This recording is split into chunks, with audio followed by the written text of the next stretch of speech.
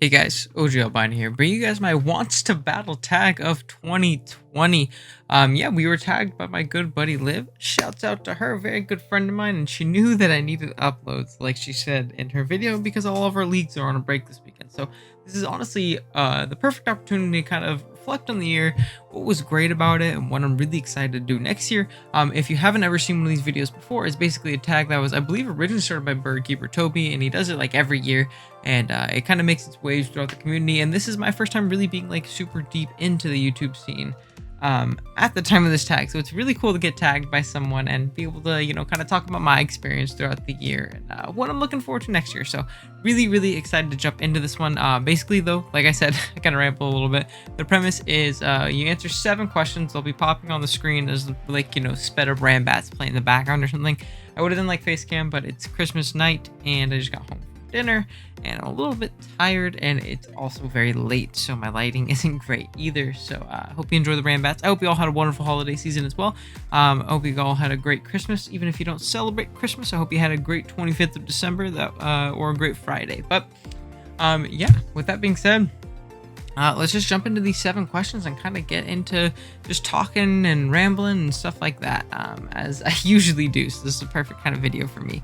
Question number 1 is, what is the best Pokemon of 2020? Now, I'm going to answer this from 2 perspectives. First is going to be from a draft league perspective. The best new Pokemon that I think is in the format, just because this is a draft-centered channel and stuff like that. And then my personal favorite Pokemon from this year, just based on experience and things like that. So from a draft sense, I think it's very easily able to say Dragapult. When this thing was introduced in Sword and Shield, we all knew it was going to be a great Pokemon.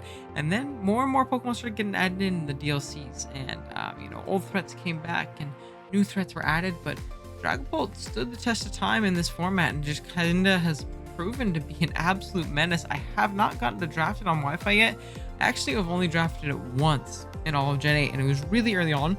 I really loved it, and I'd love to get the opportunity to try it again. It just hasn't arisen yet. Who knows though? Maybe in a Wi-Fi league in 2021, we can snag the beast himself and hopefully put in some work. It's definitely one I loved building with, and I think fits my playstyle perfectly, in all honesty. So very high on Dragapult. I think it's a phenomenal Pokemon. I think it's a pretty much bona fide first overall pick in 90% of leagues at this point, with how good and versatile it's proven to be. Now, as for our personal best Pokemon of the year, you see a lot of Salamence art on our channel. That's because I really like Salamence. My 2 favorite Pokemon of all time are definitely Salamence and Metagross, and I usually flip-flops between the 2, which is my absolute favorite at the time. And before this last year, I would have told you Metagross 9 out of 10 times. Love Metagross, super cool mon, love using it in draft. But then I used Salamence in a couple draft leagues. I'm using one right now in the BBL, and I used one in APA Evolution Season 3, I believe. It was our first season though. And it made me love the Pokemon even more, man. I obviously already loved Mence before. It was our second, sometimes first favorite Pokemon. And then we used it in draft, and I've had immense success with it. Absolutely killing with an EVA. I believe it had 17 kills that season for me. And then in BBL right now, it's doing phenomenally. It's actually our kill leader right now. It's one of the kill leaders in the league. And it's just been an absolute blast to use. It's a really versatile Pokemon. It's got a sick design. It's just got that OG like dope dragon type vibe to it. I genuinely love Mence. Like I said, it was already my mascot before, but getting the opportunity to use my favorite Pokemon, or one of my favorite Pokemons, really made me appreciate it that much more in a competitive sense, which kind of just skyrocketed it to #1 for me personally. So personally, my favorite mon this year was definitely Salamence. I gained a newfound appreciation for it. And then, but overall, from an objective standpoint, it's for sure Dragon. Now, question number 2. What is the best video you have made this year / are looking forward to making? Now, I guess my answer to both kind of are the same thing. My favorite video, as weird as it sounds, because it was my most recent video before this, was the Draft League history video that we uploaded on Christmas Eve. That's obviously going to be a series upcoming in the year, and I'm very excited to make that series. I'm super juiced. But the first episode, we focused on how the meta has evolved in Sword and Shield from a Galaridex meta standpoint, and a lot of work went into that video, and it was met with resounding praise. No, I wouldn't want to say praise, but like good feedback from you guys. I could tell that, as far as I know, you guys did enjoy the video. It exceeded my expectations on the amount of outreach it got. We got a decent little growth spurt from it, which was absolutely awesome. Almost 10 subs from it in just the 2 days in which I've kind of been recording. So it obviously, stuck well with the people. It's done really well. And I kind of alluded to it in the video that was a little bit more scripted, so it wasn't as free-flowing. I couldn't really talk about it as much. My personal favorite channel on YouTube is False Fight Gaming. I love False Fight Gaming, and I think it's so cool how they kind of go through and look at, something throughout the whole history. You get the whole background story on a Pokemon, and its full rich history, and it's like the draft didn't really have anything like that. And while I don't think this is like, a golden idea like False Fight Gaming, I think it would be really cool for our community to have this kind of series. And while I may mess up every once in a while I may forget some things like that, I really do think that this series could be really cool. And I was really, really incredibly proud of that first episode. Like I said, it took a lot of work going into it. The editing job was phenomenal by my friend just Kurt. So huge shout out to him.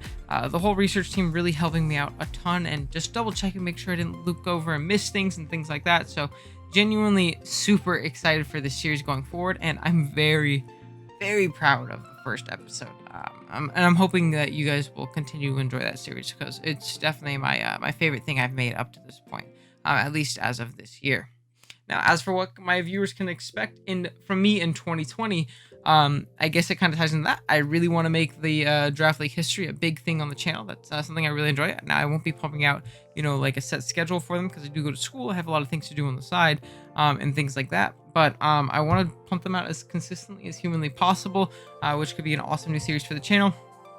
Other new things I'm doing this next year, I am going to be a part of a collaborative channel full of a bunch of different creators. So that's going to be really fun. I'm going to be taking the Draft League study series all the way over there, which will be really cool. I'll probably add them to the playlist over here, but regardless, I'm going to be doing them over there. So that'll be really exciting. I'll definitely let you guys know more on that when that time kind of comes a little closer, which will be cool. And then just a lot more of the same. It's going to be a lot of Draft League content. It's going to be some Wi-Fi battles, some cool stuff like that. I have some really exciting leagues that I'm hopefully looking to take part in the next year. I want to grow my name as a player and as a content creator, and let people know that I'm here. I don't have any grandiose expectations to become the next Pokegame or make this a full-time gig, but I absolutely love making videos for you guys. It's really turned into a huge passion of mine, and if I do something, I want to do it to the fullest of my ability. I've always been that way. If I start something, if I put time into something, I want it to be the best it can possibly be. So I'm going to shoot in 2020 just to be the best content creator and best Pokemon player that I can possibly be, and kind of just build that time capsule for eventually when I have to stop playing Mons and, life catches up with me and I can't sit in front of my computer and play Pokemon all day anymore. I think it's going to be awesome to have this big time capsule looking back on this awesome period in my life when I was fortunate enough to do this. So I want to make the absolute most of my time as a content creator, my time making videos for you guys. Now, I don't plan on leaving anytime soon. That's not really what I'm saying. But again, I just want to make great videos for you guys. And that's basically what to expect from me in 2020. Now, question number 4. Is there anything on YouTube that's made me feel really good this year? Yes, 100%. One of the biggest things that has made me feel awesome is the community in Discord I've kind of built since summertime. I did open up a Discord recently, and originally the main plan was just to have like a front office just to help me with my Wi-Fi leaks, because I join a little bit too many of them at times. But it kind of blossomed into this really nice community of not only people who are helping me, prep and prepare for a lot of my games and things like that, but also people who just enjoy the content and enjoy coming and hanging out and talking to me. We have a really active server there. I've said this to everybody, I've really talked to about it, but I think that I have the best front office in draft. Not necessarily that I got, Gypsy King chilling in my front office helping me build sets, but usually when you see draft leaguers, especially small draft league YouTubers, open front office, they die pretty quickly, and mine has been consistently active. It's full of amazing people. I have great conversations with them every day, even if it's not Pokemon related or my content related. It's just a really fun community, and I really appreciate each and every one of them that are hanging out in the server in the Dragon's Den that make my server a happy and fun place. So big shout outs to all of them. There is always a link to my Discord server in the description below. It's completely open to everybody. If any of you ever want to join it, for sure, just go ahead and click that link. Again, like I said, everybody is very, very welcoming and nice, and I'm sure you'll enjoy your stay because I think it's a really, really cool community. Despite it's not obviously a Discord server with 1,000 people, and we have weekly events. It's just a small, tight knit group of people who are really, really great. So huge shouts to them. That's definitely my biggest, my thing that's maybe the most happy when it pertains to YouTube. And then beyond that, I think the obligatory just like thank you guys so much for helping me grow the channel. The growth this year has been crazy. I believe it was at the start of the year we were at like 133. And I know before Sword and Shield, I wasn't even at 100 subs yet. I was at 70. And as of the time of recording this, at 12:47 a.m. PST on December 26th, I am at 431 subscribers. Absolutely great. Even this last boom in the last month and a half, 2 months has been phenomenal. I can't thank you guys enough. It's really gratifying to put a lot of effort into these content, these games, and make sure I'm giving you guys the best battles and the best quality analysis, things like that I can. To have it met with you guys saying like, yeah, I like this, and subbing and liking and commenting. I really do greatly appreciate. Like I said, this is a really big passion of mine at this point, and it's genuinely awesome to see it blossom into something much bigger than I ever thought it would be. I remember, a year and a half ago when I started uploading NCP Wi-Fi Season 1, it was legit just Panther like, hey man, you're pretty good at the game. You should upload your games. You could get into some cool leagues. And that was really my only goal in the beginning, was to get into cool leagues and play against different people, because I really enjoy playing Pokemon. And it still is that. I still get to play cool, great new people every time I join a league. But it's kind of blossomed into, I want to grow and do well for you guys because of the support you show me. And it's really helped me out, especially during this quarantine where I haven't been able to go out as much. If those of you guys that don't know, I'm type 1 diabetic, so I'm a little bit more at risk when it comes to the COVID stuff. Not that I'm like sickly and in a wheelchair. It's not the thing. I've been diabetic since I've been 9. It's really not a big deal at all. But of course, I want to be cautious. So that's led to, obviously, I'm taking all online classes. I stopped working at my job, and I only really see my friends maybe once a month, once every 2 months, something like that. So being able to fill my time with making content for you guys, interacting with people, making new friends throughout this endeavor has been really an amazing experience, and it's really kept me sane throughout this entire quarantine. So thank you all so much. I really do appreciate it. It's been genuinely awesome. Now, question number 5, a little bit less directed towards my channel. The Crown Tundra or the Isle of Armor? Which do you prefer, basically? And I gotta say the Crown Tundra.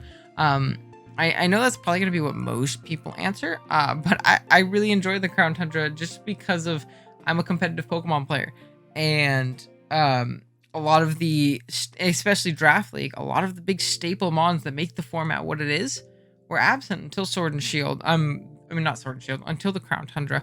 We got a lot of those big, heavy Tier 1 hitters, which I kind of talked about in my Draft League study back in the Crown Tundra, which makes the format so much more fun, in my opinion. I know the argument exists that like, we like seeing lower tiered stuff used and more niche stuff. Yeah, I understand that perspective. I like seeing the highest competitive gameplay possible, and I think you need the best, the most options possible to do that. You can still make low tier mons shine in the face of, Landers, Therian, Latios, big guys like that. Look at our Licky, look at our Lantern, our round 5 Lantern in BBR. We've been doing great with those mons. So you can definitely still make those lower tier mons work while having those sufficient top pieces and being able to formulate a well thought out draft much easier, and it just makes for more interesting content, in my personal opinion, that I enjoy watching more and I enjoy playing and making more. So definitely the Crown Tundra. Number 6, name a smaller creator who deserves more love. Now I have 2 answers for this one. First off is going to be my good buddy Olivia Sama. Now it's weird to say Liv is smaller than me, because she obviously had a much bigger channel before rebranding and restarting the channel. She was almost at like 1,000. So I don't even really consider Liv smaller than me. That's why I want to do 2, because she has immense YouTube knowledge. Her growth over like half a year has been much higher than mine. I think she's gained like 300 subs. I think she recently hit 300 recently. So huge congrats to her and hitting it that fast before the end of the year. But she really does help me out with so much, whether it be thumbnails or tagging or titling videos, or even building for games and mocking with me, and just being a great overall friend. I really do appreciate Liv. She is an amazing person, and is really a treasure to the community. So huge shout outs to her. And she makes phenomenal content, obviously, as per her growth. So I know that you see Liv a lot on this channel. We've been doing the verses with her, with our live streams and stuff like that. But if you haven't checked out Liv, please go check her out. I believe she talked about it in her Wants to Battle video, which I watched before because she tagged me in this.